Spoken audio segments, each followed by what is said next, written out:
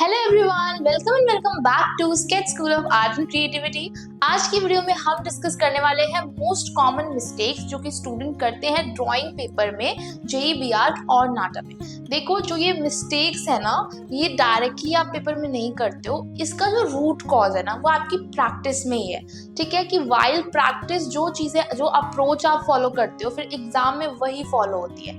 तो हम आज दोनों चीजों को डिस्कस करेंगे कि क्या वो कॉमन मिस्टेक्स हैं जो स्टूडेंट करते हैं और उसको किस तरीके से अवॉइड किया जाए वाइल प्रैक्टिस। मतलब प्रैक्टिस के साथ आप उसको अवॉइड कैसे कर सकते हो। अगर प्रॉब्लम्स डिस्कस करी जाए तो साथ में सोल्यूशन का होना बहुत जरूरी है। सो आज हम इस वीडियो में दोनों चीजों को समझेंगे। ओके गाइस, तो फटाफट से स्टार्ट करते हैं।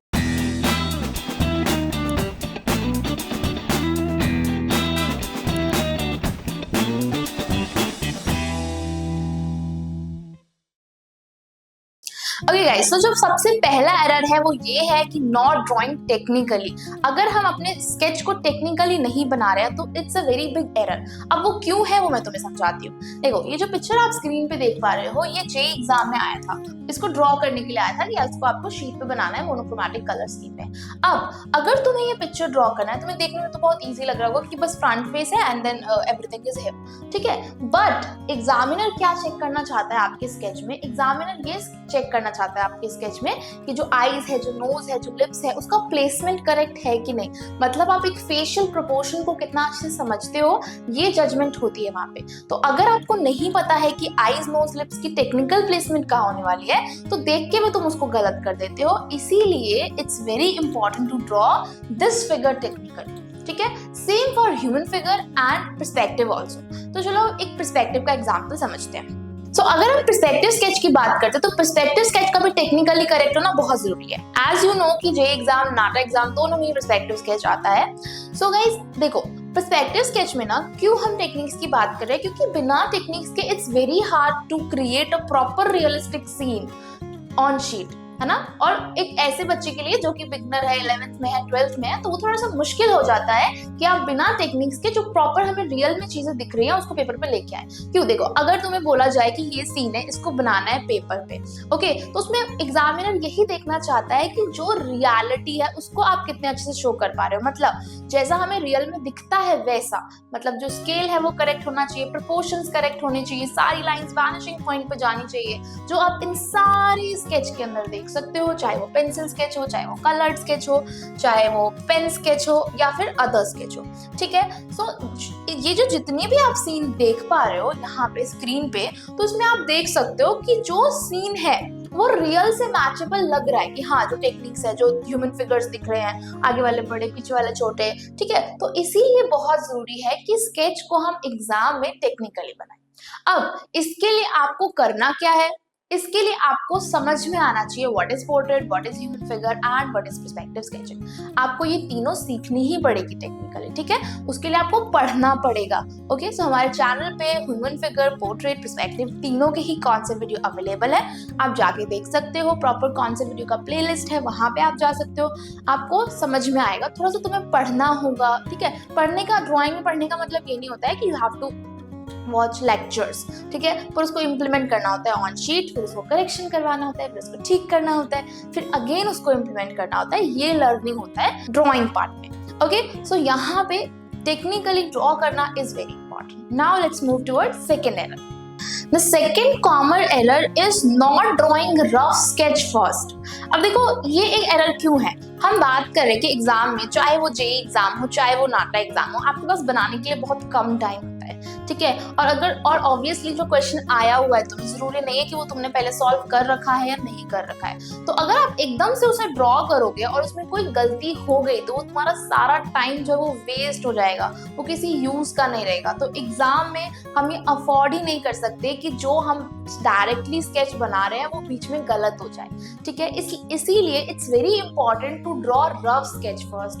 रफ स्केच पहले बनाना बहुत जरूरी है। अब रफ स्केच आप स्क्रीन पे कुछ स्केचेस देख सकते हो, मतलब इतना भी रफ, मतलब इससे भी तुम कम रफ बनाओगे, मतलब और लाइक इतनी भी डिटेल्स नहीं ऐड करी, इससे भी कम आप अगर पहले बना लेते हो एग्जाम में तो इट्स बेटर। क्यों? क्योंकि आपको समझ में आता है कि क्या चीज कहाँ बनानी है, किस तरीके से हमको प्लेसमेंट करना है, हम क्या क्या चीजें इंक्लूड करने वाले हैं स्केच में अपने। सामने, ठीक है।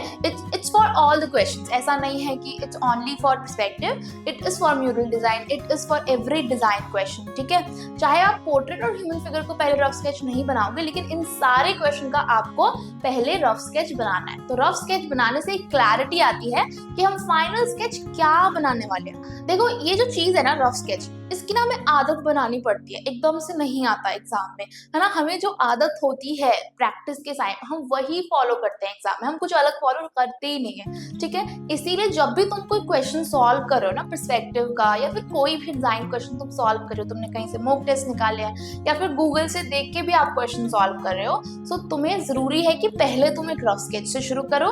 रफ स्केच में आप समझो कि हाँ ये मैं बनाने वाला हूँ कुछ ऐसा, फिर आप उसको फाइनल पेपर पे लेके आओ, ठीक है। तो एग्जाम में आपको जो भी रफ शीट मिलेगी you can use that for your rough sketch, ठीक है। रफ स्केच एक बार आपको क्लियर है कि हाँ ये बनाना है, चाहे वो लोगो हो, चाहे वो पर्सपेक्टिव हो, चाहे वो म्यूरल हो, चाहे वो स्टैम्प हो, या फिर कोई भी चीज हो, अगर आपके माइंड में क्लियर है कि मैं ये बनाने वाला हूँ, और वो हमें लगता है यार मैंने तो सोच ही लिया है तो बन ही जाएगा, लेकिन वो पेपर पे जब आता है ना तो वो थोड़ा सा डिफिकल्ट हो जाता है। इसीलिए अपने रफ स्केच को पेपर पे फ्रेम करना इज इम्पोर्टेंट, तो इसीलिए रफ स्केचेस आप जरूर बनाओ exam. Okay guys, now third and most common error is not able to think instantly. अब मैं क्यों बोल रही हूँ कि थिंक इंस्टेंटली, क्योंकि कई बार हमें जो क्वेश्चन आता है ना एग्जाम में, ऑब्वियसली हमको हर बार एक नया क्वेश्चन आएगा और हम इंस्टेंटली नहीं सोच पाते हैं कि हमें क्या बनाना है, और एग्जाम में इतना टाइम भी नहीं होता। तुम्हें जेईई में एक क्वेश्चन के लिए 30 मिनट्स मिल रहा है, ज्यादा से ज्यादा तुम 40 मिनट यूज कर सकते हो इस पर्सपेक्टिव के क्वेश्चन के लिए, ठीक है। अगर तुम एकदम से उसको नहीं सोच पा रहे हो कि बनाना क्या है तो कैसे बनाओगे, है ना। आप सोचने में ही 10-15 मिनट अगर इन्वेस्ट करोगे तो बनाओगे कब, ओके। सो ये एक बहुत बड़ा एरर है कि हम सोच ही नहीं पाते इंस्टेंटली कि बनाना क्या है डिजाइन क्वेश्चन में, पर्सपेक्टिव क्वेश्चन में, जब भी हमें कुछ क्रिएट करने के लिए दिया जाता है उस क्वेश्चन में। देखो इसका सोल्यूशन क्या है, इसका सोल्यूशन है इंस्टेंट विजुअलाइजिंग प्रैक्टिस। मतलब देखो जब पर्सपेक्टिव स्केच की बात करते हो, अगर किसी को भी तुम एक नया सीन बनाने के लिए दोगे तो वो एकदम से नहीं बना पाएगा 30 मिनट में। सो इट्स वेरी इंपॉर्टेंट कि प्रैक्टिस टाइम में आप मोर स्केचेस प्रैक्टिस करो, इतने तुम स्केचेस प्रैक्टिस करो ताकि एग्जाम में वो जो सारी विजुअलाइजेशन है, वो जो सारे रेफरेंसेस है, वो जो सब प्रैक्टिस था तुम्हारा, वो सब तुम्हारे काम है, ठीक है। उसके लिए एक सिंपल चीज तुम ये भी कर सकते हो कि तुम हर टॉपिक का एक इस तरीके का रफ स्केच बना लो। मतलब फाइनल स्केचेस आपको पहले प्रैक्टिस करने हैं, पहले आपको ये समझना है कि are you exam ready, presentation में एग्जाम रेडी हो कि नहीं। उसके बाद तुम इस तरीके के रफ स्केचेस के साथ प्रैक्टिस कर सकते हो डिफरेंट व्यू का, डिफरेंट डिजाइन क्वेश्चन का, ये समझने के लिए कि आप कितना इंस्टेंट सोच पा रहे हो या नहीं सोच पा रहे हो। देखो ये चीजें इंस्टेंट नहीं होती है कि आप 1 या 2 दिन प्रैक्टिस करोगे तो हो जाएगा, इसको डेवलप करना पड़ता है, आपको अपनी हैबिट बनानी पड़ती है, ठीक है। कई बार कई बच्चे 10-15 मॉक टेस्ट सॉल्व करते हैं, उसके बाद उनकी जो एबिलिटी है वो बन जाती है इतनी कि आप कितना इंस्टेंटली सोच रहे हो। और सोच के भी ना मतलब हमें लगता है कि जो सोल्यूशन हमने सोचा है वो तो ठीक ही होगा, लेकिन आपको ये समझना चाहिए कि वो सोल्यूशन ठीक है कि नहीं, वो क्वेश्चन के हिसाब से है कि नहीं। उसके लिए आपका उसका डिस्कशन भी बहुत जरूरी है, इससे जो आपकी विजुअलाइजेशन पावर है ना वो ग्रो होगी। सो आपको विजुअलाइज तो करना ही है, उसको पेपर पे लेके आना है रफली, एंड साथ ही में उसे डिस्कस भी करना है ताकि आपको समझ में आए कि जो चीजें आप सोच रहे हैं वो सुटेबल है कि नहीं एग्जाम के लिए। ये भी बहुत इंपॉर्टेंट है, इसके लिए डिस्कशन इज वेरी इंपॉर्टेंट। जो 4th कॉमन एरर है वो तुम्हें लगेगा कि वो बहुत सिली सा एरर है, but still it's a very common error, not reading the question properly. देखो कई बारी हम क्वेश्चन को अंदाजे में पढ़ लेते हैं और फिर उसको सॉल्व कर देते हैं। अगर आपको क्वेश्चन समझ नहीं आ रहा है ना, it's very important to discuss with the examiner. आप उनसे पूछ सकते हो कि मैम यहाँ पे इस वर्ड का मतलब क्या है। वो तुम्हें वर्ड का मतलब तो एटलीस्ट बता ही देंगे, वो तुम्हें ये नहीं बताएंगे कि क्या करना है इसमें, बट तुम्हें वर्ड का मतलब बता देंगे। तो वो वर्ड का मतलब समझ के एटलीस्ट आप ये समझ पाओगे कि उस क्वेश्चन में करना क्या है, ठीक है। क्योंकि जब तक आप क्वेश्चन को एनालाइज नहीं करोगे आप नहीं समझ पाओगे कि उसमें क्या पूछा है और क्या क्या चीजें रिक्वायरमेंट है। कई बार जब मैं क्वेश्चंस डिस्कस करती हूँ बच्चों से, जो एग्जाम क्वेश्चंस होते हैं, तो कुछ ऐसा आता है कि मैम ऐसा नहीं, हमने तो ऐसा बना लिया, जिस वजह कि वो रिक्वायर्ड ही नहीं होता है, ठीक है। तो यहाँ पे आप 2 देख सकते हो सोल्यूशन। सबसे पहला ये दोनों ही जेईई एग्जाम का ही है। सो जो फर्स्ट क्वेश्चन है उसमें यहाँ पे लिखा हुआ है draw a beautiful sketch of a basketball court where players are playing a match and audience are enjoying, ठीक है। तो बेसिकली यहाँ पे हम मोस्टली जो फोकस करते हैं ना वो इधर फोकस कर देते हैं कि प्लेयर्स आर प्लेइंग और एक बास्केटबॉल कोर्ट बनाना है, हम बस इतने पे छोड़ देते हैं। लेकिन ऐसा नहीं करना है, आपको यहाँ पर भी तो फोकस करना है, दैट ऑडियंस आर enjoying। अब ये पार्ट भी कितना इंपॉर्टेंट है, आपको बास्केटबॉल कोर्ट के अंदर वो दिखाना है, वो एक्सप्रेशन दिखाना है कि हाँ ऑडियंस एंजॉय करे, कुछ ऐसे पोजेस बनाने हैं, कुछ ऐसी चीजें बनानी है जिससे कि समझ में आए कि ऑडियंस एंजॉय करे। ठीक है ना। सो गाइज यहाँ पे भी आप देख सकते हो, यहाँ पे लिखा हुआ है envision yourself as a spectator at the football game, illustrate the scene from your vantage point। तो कई बारी हमको बस जब हम ये क्वेश्चन पढ़ते हैं तो हमें समझ में आता है कि जस्ट एक फुटबॉल स्टेडियम का आपको स्केच बनाना है, लेकिन इस क्वेश्चन में प्रॉपर्ली लिखा हुआ है कि यू आर ऑडियंस, मतलब यहाँ पे लिखा हुआ है invention yourself as a spectator, मतलब आप उसको देख रहे हो, आप एज अ ऑडियंस, मतलब ऑब्वियसली देख रहे हो, मतलब एज अ ऑडियंस ही देख रहे होगे। ठीक है, और आपको अपने विंटेज पॉइंट से वो जो फुटबॉल स्टेडियम है उसको ड्रॉ करना है। तो इट्स वेरी इंपॉर्टेंट कि आप ऑडियंस के व्यू से बनाओ, ठीक है, ताकि वो जो क्वेश्चन है वो प्रॉपर इस स्केच के अकॉर्डिंग लगे, इस क्वेश्चन के अकॉर्डिंग लगे। ठीक है, so it's very very very important to read the question properly. And इसके लिए अगर हम बात करें आपको क्या करना चाहिए, इसके लिए आपको क्वेश्चन सॉल्व करने चाहिए और क्वेश्चन को डिस्कस करना, मतलब उसमें मार्किंग करवानी चाहिए। सो गाइज, इसके लिए आपको क्या करना चाहिए, इसके लिए आपको सिंपली बहुत सारे क्वेश्चन सॉल्व करने हैं एंड उसमें करेक्शन करवाना है। आपको ये समझना है कि क्या ये जो चीज है, ये जो आपने स्केच बनाया है वो इस क्वेश्चन के अकॉर्डिंग फिट हो रहा है या ये नहीं हो रहा है। ठीक है, हर स्केच में। तो धीरे धीरे तुम्हारा जो माइंड ना वो डेवलप हो जाएगा क्वेश्चन के अकॉर्डिंग सोल्यूशन बनाने का। ओके गाइस, तो अब जो हमारा नेक्स्ट थिंग है उसको मैं एरर नहीं बोलूंगी, वो मैं एक प्रॉब्लम बोलूंगी कि बहुत सारे स्टूडेंट्स फेस करते हैं, दैट इज टाइम मैनेजमेंट। आप टाइम मैनेज नहीं कर पाते हो एग्जाम में, जितना आपको टाइम दिया जाता है ना उस टाइम पीरियड में सॉल्व ही नहीं हो पाता है आपका क्वेश्चन। आपको अगर एक घंटे में 2 क्वेश्चन बनाने के लिए बोला गया है तो आप वो 2 क्वेश्चन 1 घंटे में नहीं सॉल्व कर पाते हो। सो इसके लिए आपको क्या करना चाहिए, देखो स्क्रीन पे आप बहुत सारे सोल्यूशन देख सकते हो एंड ये सब भी 30 मिनट्स में ही बनाए गए। अब ये 30 मिनट्स में कैसे पॉसिबल है, किस तरीके से ये 30 मिनट में बनाए गए। देखो शुरू में ना जब हम सीख रहे होते हैं, जब हम नया सीखते हैं चीजों को, तो इतना हमारा माइंड डेवलप नहीं होता है, हम धीरे धीरे बनाते हैं, जो हमने सीखा होता है उसको हम धीरे धीरे सीखते हैं। लेकिन धीरे धीरे आपको अपना टाइम इंप्रूव करना होता है और साथ में टाइम बेस्ड प्रैक्टिस शुरू करनी होती है। अगर आप मॉक टेस्ट देते हो, mock test time based mock test देते हो और फिर उसमें मार्किंग भी करवाते हो, तो आपको समझ में आता है कि मैं इतने टाइम में कितना बना पा रही हूँ और मेरे को कितना इम्प्रूव करना है, मेरे को किस लेवल तक जाना है। ठीक है, सो time based practice is very very very important exam point of view से। ओके गाइस, तो हमने यहाँ पे बहुत सारे मिस्टेक्स की बात करी। अब देखो ये सारी मिस्टेक्स को ना अवॉइड अगर तुम्हें करना है तो ट्राई करो अभी से प्रिपरेशन शुरू करने का। अगर आप नेक्स्ट ईयर के लिए प्रिपेयर कर रहे हो तो कोशिश करो अभी से शुरू करने का। मैं देखो तुम्हें कुछ स्टूडेंट वर्क्स दिखाती हूँ, SSCC के स्टूडेंट्स का work. So you can see these are the poster designs, these are the T-shirt designs, stamp designs, उसके अलावा जो म्यूरल्स हैं तो वो design, mural design, then logo design, 2D composition, 3D composition, perspective sketches जिसमें मैंने पहले भी दिखाया था आपको, 2D composition, human figures and portrait sketching।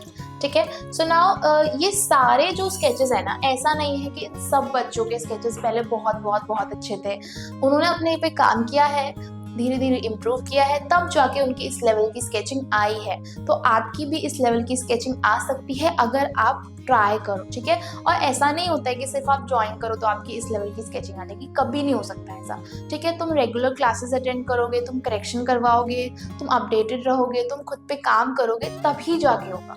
ठीक है, जो अप्रोच होती है ना वो 2 वे होती है, टीचर की तरफ से भी एंड स्टूडेंट की तरफ से भी। अगर दोनों साथ में काम करते हैं तभी जाके ग्रोथ होती है, वरना ग्रोथ पॉसिबल ही नहीं है, कभी नहीं हो सकती। मैं ये नहीं कहूंगी कि जो बच्चा क्लास में नहीं आएगा, जो रिकॉर्डिंग नहीं देखेगा, उसका भी ग्रोथ हो जाएगा, कभी हो ही नहीं सकता, हो ही नहीं सकता। अगर आप खुद की तरफ से अप्रोच नहीं करोगे, मेहनत नहीं करोगे, क्लासेस नहीं अटेंड करोगे, करेक्शंस नहीं कराओगे, मॉक टेस्ट नहीं सॉल्व करोगे, तो हो ही नहीं सकता वो। तो अगर आप अपने लिए करना चाहते हो, अपने आप को ग्रो करना चाहते हो, आप क्रैक करना चाहते हो नाटा और JEBR, तो आपको मेहनत करनी पड़ेगी, आपको आज सोचना पड़ेगा। उसके लिए आप फ्री डेमो भी बुक कर सकते हो, नीचे लिंक दिया गया है, वहां से आप फ्री डेमो बुक कर सकते हो, हमारी वेबसाइट से भी बुक कर सकते हो। सो यू कैन सी हियर यहाँ पे जब आप कोर्सेज में जाओगे आपको कोर्सेज में मिल जाएगा NATA and JBR live coaching. Why I am preferring live coaching, because live coaching में प्रॉपर्ली डिस्कशन होता है, 2 वे डिस्कशन होता है, आप मुझसे बात कर सकते हो, मैं आपको बता सकती हूँ चीजें। तो जब डिस्कशन होता है तो ग्रोथ ज्यादा बेटर होती है, इसीलिए I am talking about live coaching and this is a online institute. तो तुम इंडिया में कहीं पर भी हो तुम प्रिपेयर कर सकते हो, ओके। एंड कभी भी अगर दिन में आपके स्कूल कॉलेजेस होते हैं तो ऑब्वियसली हमारी सारी क्लास जो है वो रात में होती है एंड करेक्शन डिस्कशंस भी सारे ही 8 to 10 के बीच में आपकी सारी क्लासेस होती हैं, ओके। एंड बाकी अगर तुम फ्री डेमो में बुक करना चाहते हो तो हर पेज पे आपको यहाँ पे फ्री डेमो का लिंक मिलेगा, वहां से आप फ्री डेमो बुक कर सकते हो। देखो फ्री डेमो जब तुम आते हो तो तुम्हारा कुछ जाएगा नहीं, तुम कुछ गेन करके ही जाओगे, ठीक है, तुम कुछ सीख के ही जाओगे। तुम्हें समझ में आएगा कि किस तरीके से क्रिएटिव अप्रोच होती है, किस तरीके से चीजों को सीखा जाता है, समझा जाता है। तो फटाफट से जाओ और फ्री डेमो बुक कर लो। ओके गाइस, और मिलते हैं नेक्स्ट वीडियो में, तब तक के लिए बाय।